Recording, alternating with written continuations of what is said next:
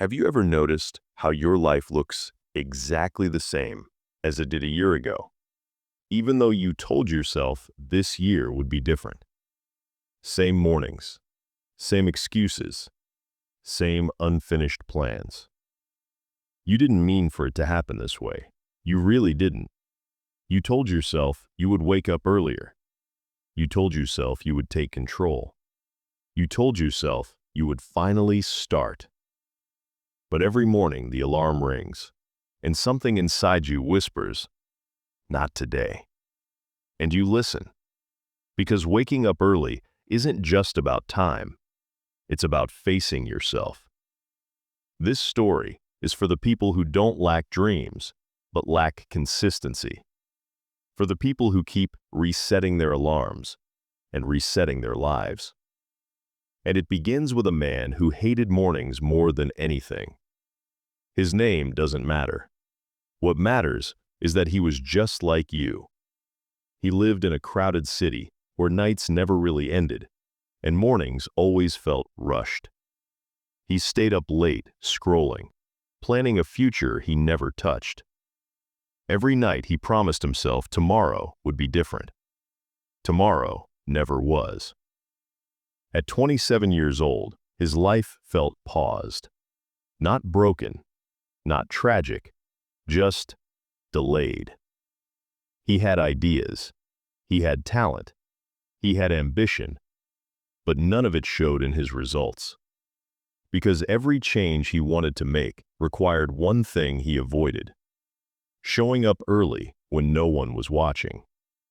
He tried everything: motivation videos, new planners, apps that tracked habits, alarms with inspirational quotes.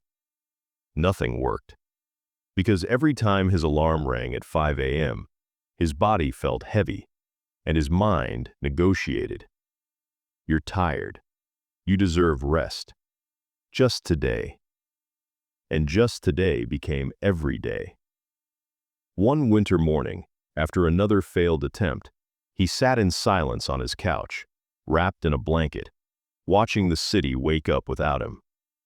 And for the first time, he admitted something painful. He wasn't tired. He was avoiding discomfort. That same day, he received a call that pulled him out of the city.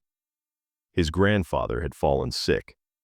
So he returned to the small coastal town where he had spent parts of his childhood. A place where mornings smelled like salt and soil instead of exhaust. His grandfather was an old fisherman, not rich, not famous, but disciplined in a way that felt unsettling. Every morning at 4:30 a.m., no matter the season, the old man was awake. Even now, even sick. When asked why, his answer was always the same: the sea doesn't wait. As a child, those words meant nothing. As an adult, they hit differently. One morning, unable to sleep, the man heard movement outside. He looked at the clock. 4:28 a.m. His grandfather was already putting on his jacket. "You're up early," the man said. The old fisherman smiled. "I'm already late." They walked to the shore together in silence. The wind was cold, the sky still dark. The man's body complained with every step. Finally, he asked the question that had lived in him for years. "Why do you do this every day, even now?" His grandfather stopped and looked at the water. "Because if I only worked when I felt good, I would have starved a long time ago." He picked up a net and continued. "The sea doesn't care how you feel. It doesn't care if you slept well. It doesn't care if you're motivated." The man listened. "It only responds to those who show up." That sentence stayed. The next morning, the man woke up at 5 a.m. again. Not because he wanted to, but because something inside him felt challenged. That morning, he didn't do anything impressive.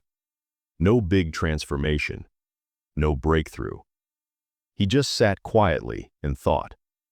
And for the first time, He didn't hate the silence. He noticed something strange. The world was calmer.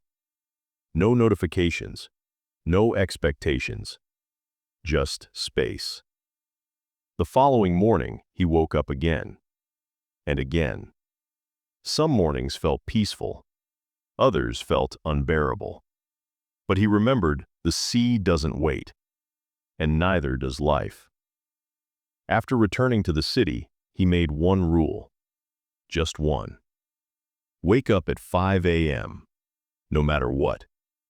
No goals attached, no productivity pressure, just waking up.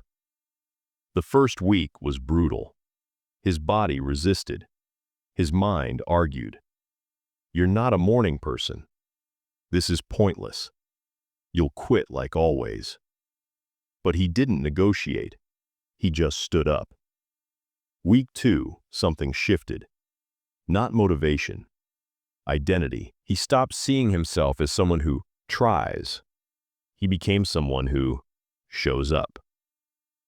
Week 3, mornings became his territory. An hour of quiet focus before the world demanded anything. He worked. He learned. He planned. Not intensely, consistently. By day 30, he noticed something shocking. He trusted himself again. Because trust is built, one kept promise at a time. By day 60, his life didn't look dramatic, but it looked different, calmer, clearer. By day 90, the man understood the real secret. Waking up at 5 a.m. wasn't about productivity. It was about integrity. About doing what you said you would, especially when no one is watching.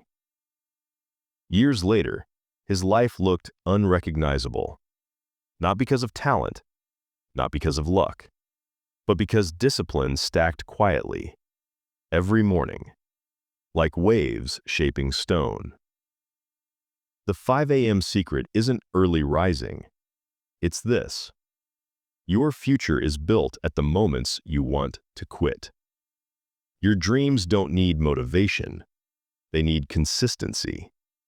They don't care about your mood. They care about your presence. So here's the truth.